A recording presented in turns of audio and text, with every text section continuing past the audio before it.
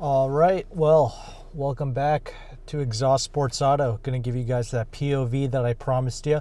I'll actually do this in the daytime, and then I'll do it at night as well, so you guys can see the kind of interior lights. It's not super crazy, but it does look very nice. It's a nice little touch, so I'll be sure to give you guys a look as to what that's like as well. Now, let's go for a quick little drive, see what everything's all about. Last time I did a POV, I didn't say anything in it, and some people were upset. I guess you guys like to hear my commentary. I just thought you guys might want to have a break from my strange little voice. But anyway,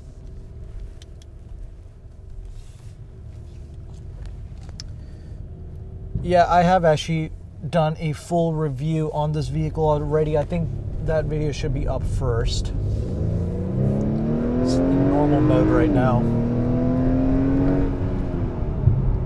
Love driving this car, man. Like, they have made great strides with this vehicle. They have made it a legitimate kind of sports sedan. That's kind of what they were going for. I'm not saying this is like some hardcore like track car, but I'm just saying for the street, they've struck a very nice balance between being an easy kind of light car to drive, but like having that heavy pinned down feeling, because this thing does weigh about 4,000 pounds. But here's the thing, it's married to a fantastic chassis, and so because of that, it feels so solid and planted out on the road. Like I mentioned in my review, it actually feels kind of similar to that AMG CLS 53 thing that I drove.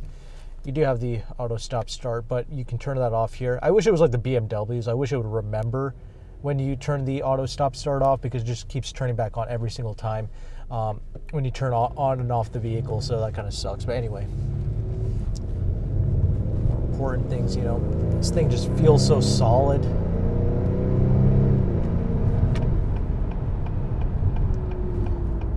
Yeah, brakes are good. I was kind of worried about those electronic brakes, but it's not an issue. It's very natural.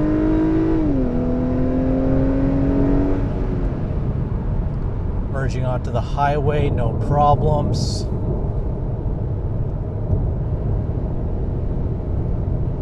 It's actually extremely quiet too. This is a pretty windy day.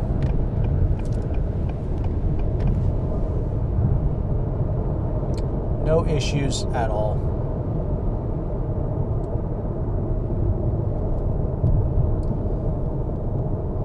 Obviously here I'm stuck behind some traffic, but when I had it up to some more legitimate speeds, not going to say what it was, but at highway speeds, high-speed stability is not an issue at all. It never really was with any Honda Acura product, actually, but I'm just saying, this vehicle, it's got the return of the double wishbone suspension, because the previous TLX kind of went away from that.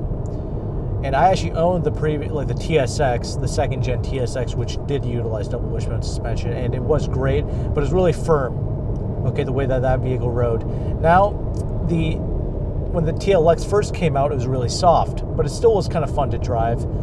But now this really kind of blends everything together. This is like that true kind of quality experience. It rides pretty well while being extremely capable. Now, a lot of that capability is definitely due to that super handling, all-wheel drive, and that's worth the $2,000. I would spec that out. I would get that personally. Even if you don't need the all-wheel drive, just get it anyway, because you can just drive this car like a lunatic, power through corners. It is so much fun to just drive it like an idiot, because nothing's going to happen to you. But the big question here that I'm sure many people have is actually the engine, the transmission, all that good stuff here. I'll put in the sport mode. If it was nighttime, the interior lights would turn red, but that's okay.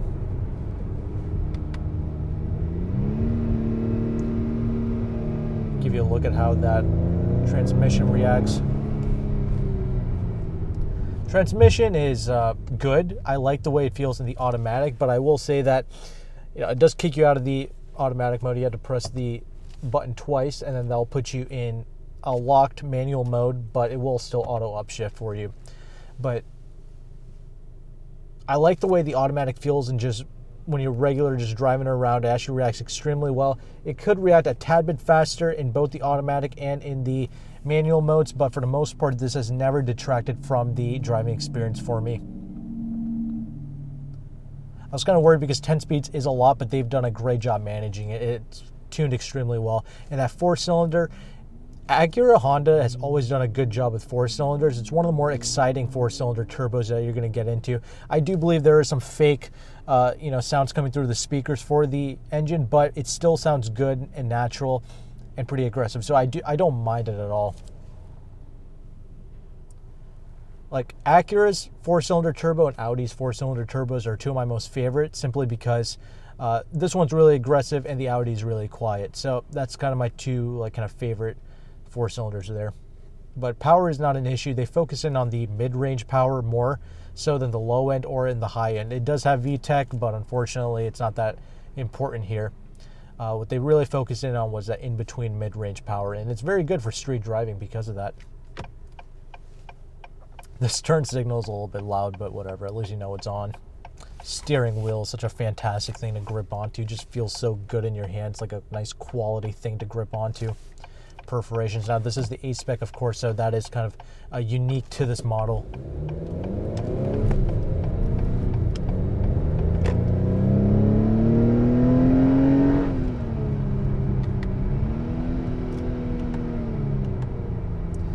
If you guys remember the previous dual clutch, now that thing was incredible. You know what would make this car perfection? If they brought back that V6, not the turbocharged thing that they're going to put into the,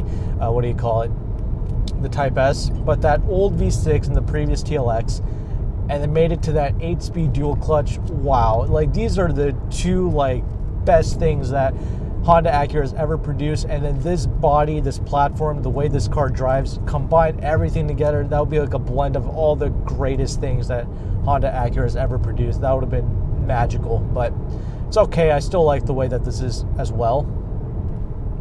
I'm actually excited for that Type S. I didn't really look into it too much, but turbocharged V6 should be cool. I'm just worried it's going to cost a lot, but hopefully they can keep it at a reasonable price. Probably going to make close to 400 horses. I mean, this car can handle a lot. Like this vehicle with this chassis, with the suspension setup, it can definitely handle a lot more. So this is very impressive. I think a lot of you guys will have a lot of fun driving this vehicle. Just, you can knock it for being front-wheel drive based, but almost every Audi is actually front-wheel drive based. Nobody has a problem with that, because it's European.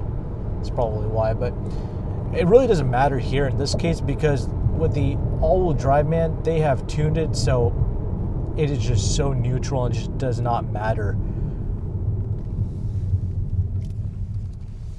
Like it doesn't understeer, doesn't oversteer, doesn't do anything. It just feels planted at all times. And because of that kind of 4,000 pound curb weight, even when you're doing just the regular speed limit, right, you're just cruising around in it, okay, this thing has that nice quality sensation out on the road. You don't have to do 10,000 miles an hour in this thing to have fun. Just drive it like a normal human being, and it's great as well. And that's what I'm saying. Cars that marry together the high curb weight along with the excellent chassis, nice all-wheel drive, good suspension setup like this, just feels great out on the road. And that's just what the spec sheets can't tell you, because this thing will do 0 to 60 in about 6 seconds. So some nonsense number like that. It's just meaningless, because what's more important is the way it's tuned, the way it feels out on the road, and how it feels to you. That's the most important stuff right there. The steering is one of the most heaviest steering wheels I've ever felt for an Acura product. The only other steering wheel I can compare to this to is the hydraulic rack in that first gen TSX. So that's big praise right there for the steering system. They've done a great job with that. Like I mentioned, the brakes are good too. The way they feel, despite it being electronic and not hydraulic. Other things I wanted to talk about. What was it? I kind of forgot. I don't know, something had slipped my mind, but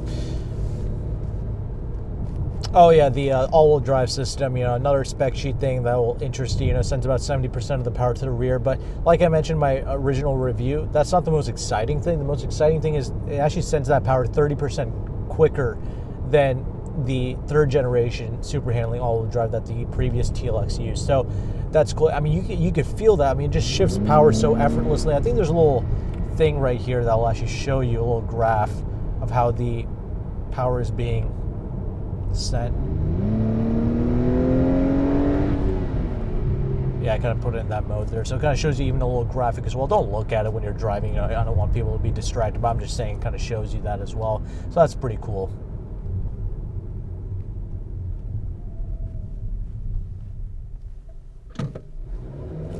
Maybe just one last little pull here.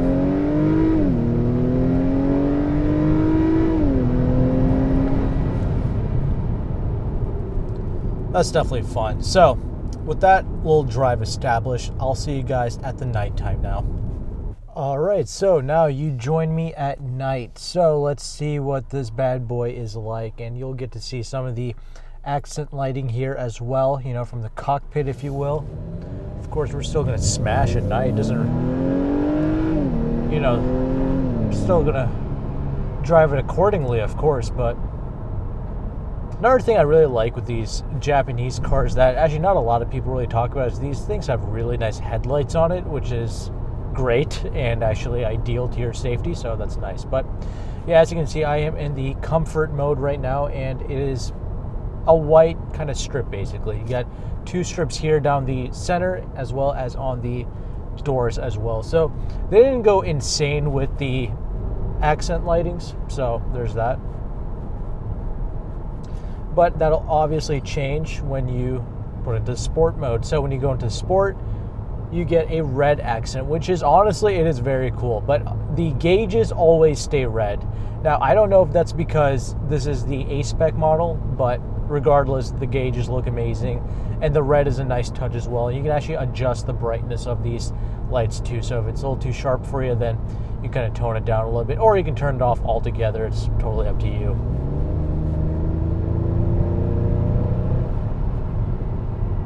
Just brimming with confidence, brimming with youth, if you will. It's a great car for like a younger professional, for sure. It's a lot of fun. But anyway, let's put it into, this is kind of what I was talking about in my driving video. There's only a comfort mode, no eco mode. I really like that. And it does seem to be a little bit more neutered in the comfort mode, as you would expect. And yeah, you got some nice little blue lights now, so that's pretty cool. And I think you have 2 or 3 other color options as well, if you keep messing with it. So if you want a more custom color, then you can. But it's not like the Mercedes where you get like 64 different, like, you know, all the colors of the rainbow and every like mixture and combination. No, it's not like that, but dude, that's so ridiculous. I mean, these are gimmicks at the end of the day, but it's a nice little touch. It's pretty cool and I don't mind it. But most importantly with this car, gimmicks aside, you know, Japanese cars aren't really known for being, you know, a gimmicky vehicle. Like the core functions, right? That's what matters, and that's what this car nails it on. Even my father was actually driving this vehicle around, and he really enjoys driving this as well. He likes the way Acuras drive as well. Obviously, he drove my old TSX, and he had the TLX before, a little certified pre-owned one, and it was great. It treated us well. So there are cars that don't really get old, basically, so that's nice. Yeah, I just want to share with you guys what this vehicle is like at night. Clearly, if you want to see a more detailed look at how this vehicle drives and some of the more specifications, things like that, obviously go watch my full review. This is just more so of a fun, chill video, just documenting a little night drive here, I suppose. It's a fun little ride, man. Something to put on your short list if you're in the market for a obtainable kind of sports sedan, good fuel economy, capable, nice all-wheel drive system, looks great. Something to consider. You're not a joke when you pull up in this. People take you seriously. You get respect. There you go, man. That's the 2021 Acura TLX. So with that, thank you again for watching. I'll see you guys on the next video. Take care and goodbye.